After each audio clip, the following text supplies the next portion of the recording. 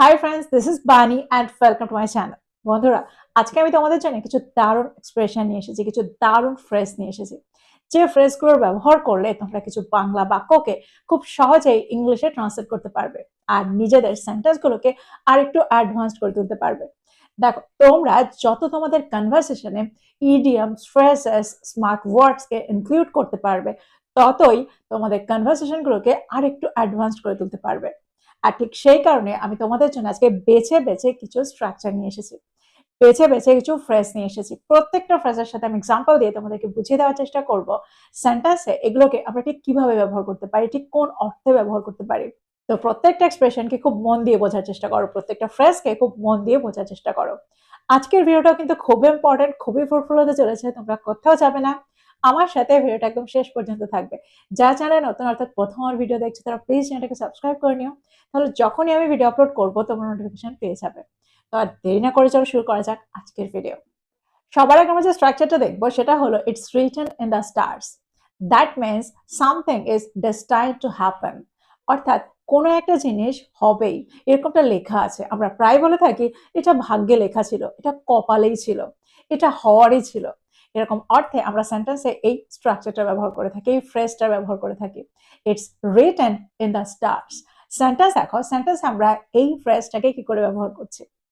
যদি আমি বলি তার সাফল্যটা ভাগ্যে লেখা ছিল, his success was written in the stars, his success was written in the stars.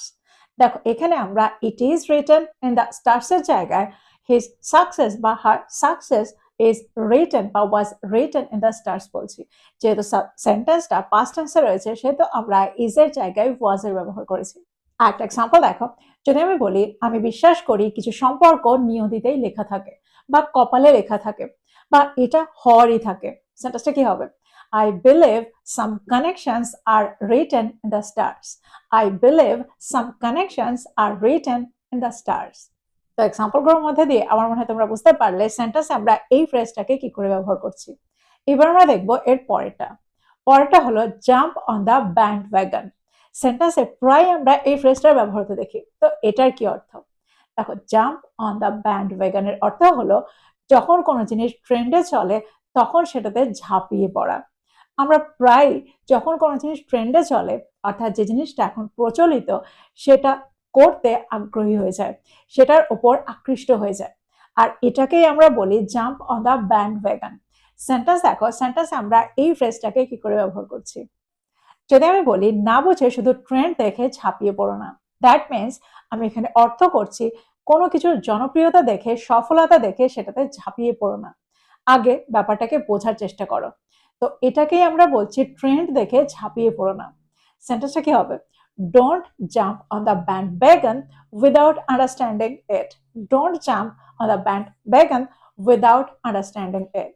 একটা এক্সাম্পল দেখো, যদি আমি বলি সে অন্ধের মতো ট্রেন্ড দেখে ঝাঁপিয়ে পড়েনি, she didn't jump on the bandwagon blindly. She didn't jump on the bandwagon blindly. তোমরা বুঝতে পারছো সেন্টেন্স আমরা ব্যান্ডওয়াগন, জাম্প অন দ্য ব্যান্ডওয়াগনকে কি করে ব্যবহার করছি। একটা এক্সাম্পল দেখো, যদি আমি বলি তরুণরা প্রায় ট্রেন্ড অনুসরণ করে, দ্যাট মিনস ট্রেন্ড দেখে ঝাঁপিয়ে পড়ে। সেন্টেন্সটা কি হবে? young people often jump on the bandwagon. Young people often jump on the bandwagon. তো আমার মনে হয় তোমরা বুঝতে পারছো সেন্টেন্স আমরা এই ফ্রেজটাকে কি করে ব্যবহার করলাম, jump on the band wagon. আমার মনে হয় আজকের পর থেকে এই স্ট্রাকচারটা ব্যবহার দেখে, এই ফ্রেজটা ব্যবহার দেখে তোমরা অবাক হয়ে যাবে না, এটার সঠিক অর্থটা তোমরা বুঝতে পারলে তোমরাও এটা দিয়ে সেন্টেন্স তৈরি করো আর সেটাকে তোমাদের কনভারসেশনে ইনক্লুড করো। এবার আমরা দেখবো এর পরের ফ্রেজটা। আমরা বাংলায় প্রায় বলে থাকি সে সমস্যাটা এক চুটকিতে সমাধান করে দিয়েছিল, সে সমস্যাটা এক তুড়িতে সমাধান করে দিয়েছিল। তো এক চুটকিতে বা এক তুড়িতে এরকম অর্থে আমরা সেন্টেন্সে কোন স্ট্রাকচারটা ব্যবহার করতে পারি, কোন ফ্রেজটা ব্যবহার করতে পারি। এখানে আমরা বলবো at the snap of a finger, at the snap of a finger. যদি আমি বলি সে এক তুড়িতে কঠিন অঙ্ক সমাধান করতে পারে, he can solve difficult math problems at the snap of a finger. He can solve difficult math problems at the snap of a finger. তোমরা বুঝতে পারছো কত সহজে আমরা এই স্ট্রাকচারটাকে ব্যবহার করতে পারি, এই ফ্রেজটাকে ব্যবহার করতে পারি। আমরা প্রায় বলে থাকি এটা তো আমি এক চুটকিতে করে দেবো, তো এখানে আমরা at the snap of a ফিঙ্গারে ব্যবহার করব। আরো এক্সাম্পল দেখো, যদি আমি বলি এক তৈরিতে সাফল্য আশা করো না, don't expect success at the snap of a finger. Don't expect success at the snap of a finger, that means মুহূর্তের মধ্যে সাফল্য আশা করো না। একটা এক্সাম্পল দেখো, যদি আমি বলি সমস্যা সবসময় এক তুড়িতে দূর হয় না, দ্যাট মিনস মুহূর্তের মধ্যে দূর হয় না। Problems can't always disappear at the snap of a finger. Problems can't always disappear at the snap of a finger. আমরা প্রায় বলে থাকি এক তড়িতেই আবহাওয়া বদলে গিয়েছিল, দ্যাট মিনস হঠাৎ করে আবহাওয়াটা বদলে গিয়েছিল। সেন্টেন্সটা কি হবে? The weather changed at the snap of a finger. The weather changed at the snap of a finger. তার মোডটা এক মুহূর্তে বদলে গিয়েছিল, এক চুটকিতে বদলে গিয়েছিল। Her mood changed at the snap of a finger. Her mood changed at the snap of a finger. তো তোমরা বুঝতে পারছো কত সহজে আমরা সেন্টেন্সে at the snap of a finger কে ব্যবহার করতে পারি যখন আমরা অর্থ করব এক তুড়িতেই বা এক চুটকিতেই। আমরা বাংলায় প্রায় বলে থাকি পরিস্থিতি বুঝে কথা বলা উচিত বা পরিস্থিতি বুঝে আচরণ করা উচিত, পরিবেশ বুঝে আচরণ করা উচিত। তো সেন্টেন্সে যখন আমরা এরকম অর্থ করি তখন আমরা একটা দারুণ ফ্রেজের ব্যবহার করতে পারি। এখানে আমরা ব্যবহার করতে পারি read the room. Read the room, that means প্রথমে আমাদের পরিস্থিতি বুঝতে হয়, পরিবেশটা বুঝতে হয়, তারপর কথা বলতে হয়। আমরা এটা কারোর মুড বুঝে কথা বলার অর্থেও ব্যবহার করতে পারি। তার মুডটা আমি বুঝে নিয়েছিলাম, দ্যাট মিনস এখানেও আমরা রিড দ্য রুমের ব্যবহার করতে পারি। আর তারপরে আমি কথা বলেছিলাম।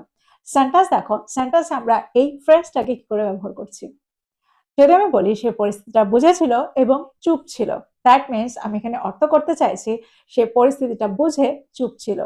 She read the room and stayed quiet. She read the room and stayed quiet.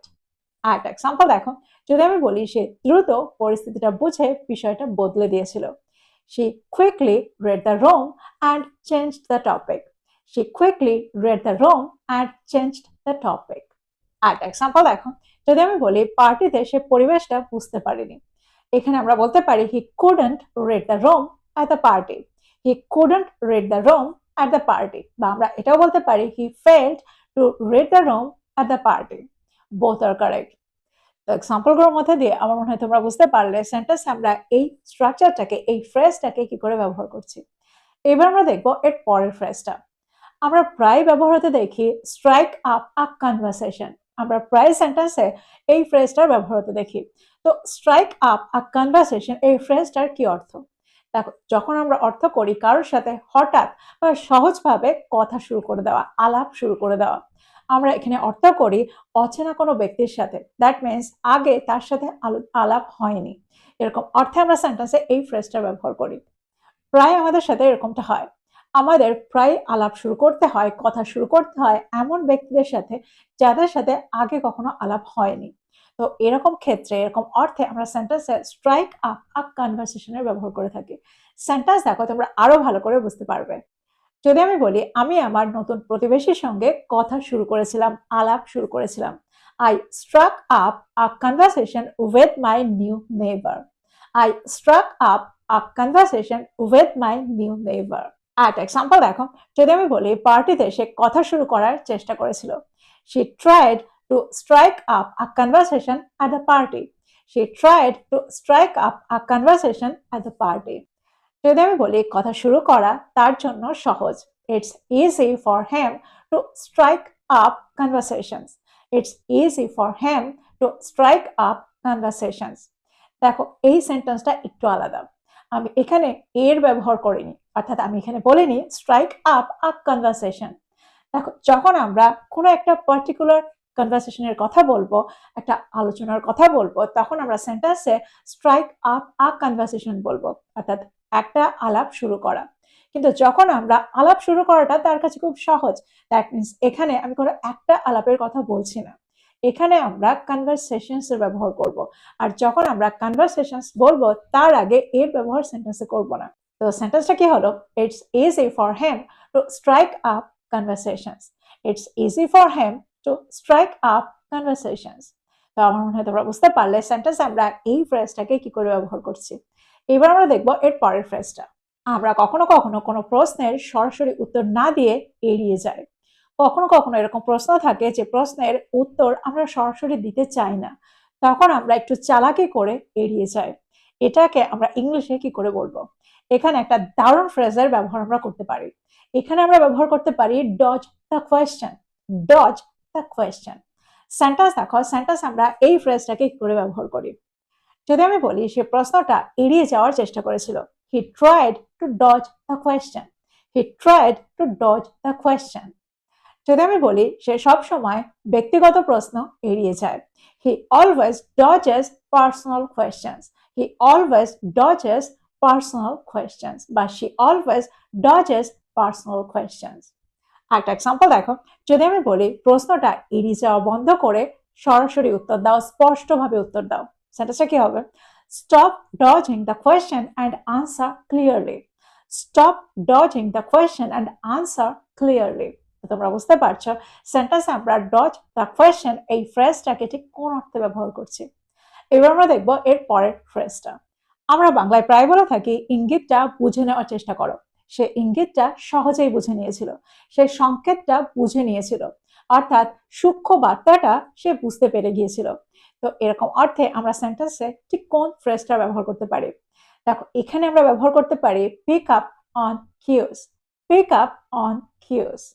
Example দেখো, যদি আমি বলি সে দ্রুত তার ইঙ্গিতটা বুঝে নিয়েছিল, she quickly picked up on his cues.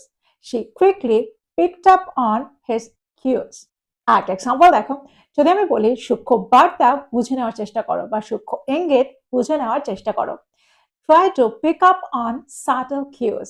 Try to pick up on subtle cues. যদি আমি বলি আমি তার ইঙ্গিত সঙ্গে সঙ্গেই বুঝে নিয়েছিলাম, I picked up on her cues immediately. I picked up on her cues immediately.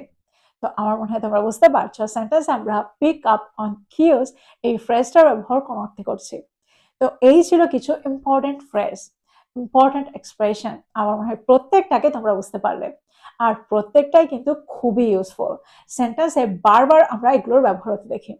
তো প্রত্যেকটাকে নোট ডাউন করো আর এগুলো দিয়ে প্রচুর সেন্টেন্স তৈরি করো, আর সেগুলোকে প্রতিদিনের কনভারসেশনে ইনক্লুড করো।